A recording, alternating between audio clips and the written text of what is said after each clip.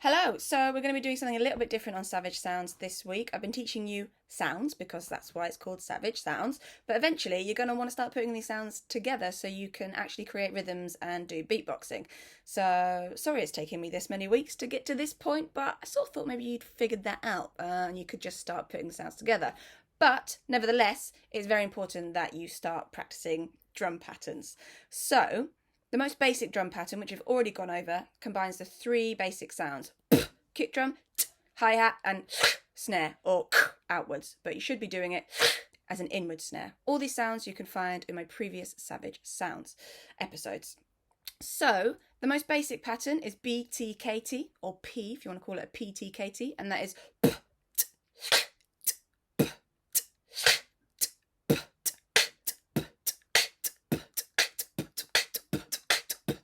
But you might get bored of doing that once you've learnt it. So the next most basic sort of pattern that I normally teach people is this rhythm.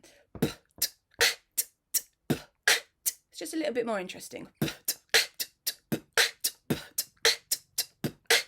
And you learn it in three stages. The first stage is the beginning three sounds, and that is which you already know. BTK, PTK.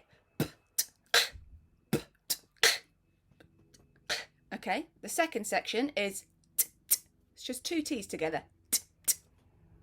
So combined. And again.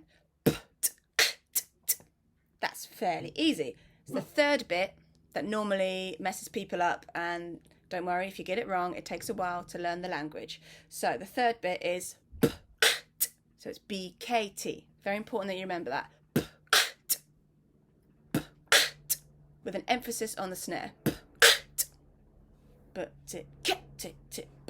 you're always putting loads of emphasis on the kick and the snare. The T's are kind of like fillers. You can do them as strongly or as softly as you like.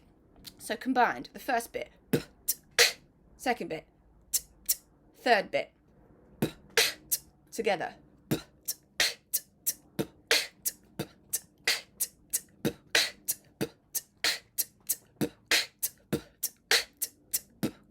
Start slow and gradually build up the pace. Don't run before you can walk. Otherwise you're going to fall over your beatboxing self. Okay.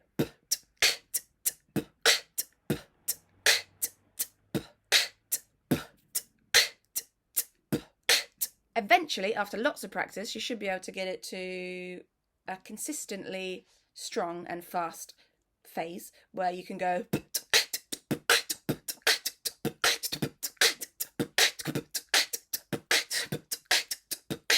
and because you're doing inward snares instead of outward snares, you should be able to continually do it without running out of breath. If you feel you're getting not enough breath, you need to work on your inward snare and really drag that air in, because that is going to sustain your breath for the whole of the routine.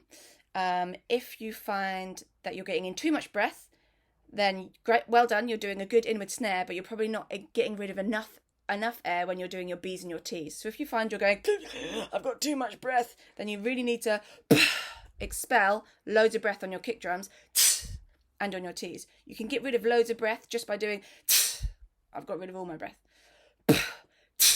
So you go. If it's too breathy, you might end up getting a head rush, so learn to contain it, but basically figure out what works for you. There are no rules.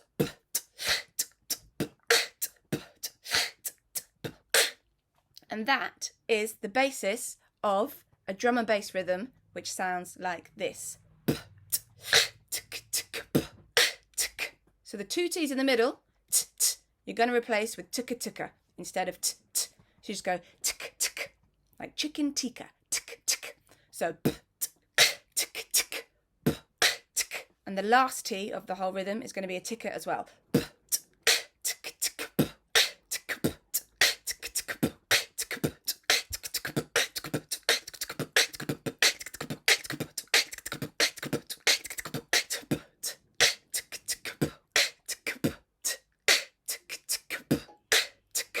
I just sped up really fast to show you what you can aim towards, but always start slow, gradually increase the pace. Do it with a metronome if you like. You can make the metronome faster as you get to grips with it. Good luck with your first beatbox pattern and drum and bass rhythm. You can also replace the snares. You can replace with a if you prefer. So you can go or